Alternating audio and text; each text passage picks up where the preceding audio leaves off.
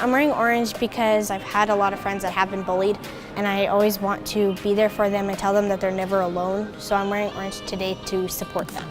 It feels really good that we're part of the solution and not part of the problem. Days like today are important because middle school is one of the places that people get bullied the most because, we're just turning into adults and it's like we don't know who we are, so we try to take others down to figure out who we are. Even though we're not intending to, we put people down to pick ourselves up. We don't say nice things to people when we think they're not doing something that we would do.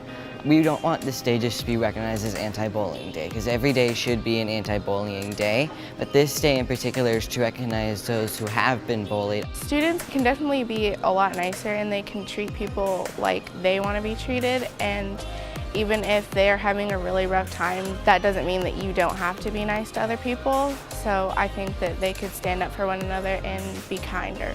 So that every person knows that they're truly not alone and that there's everybody around them that'll always be able to help them.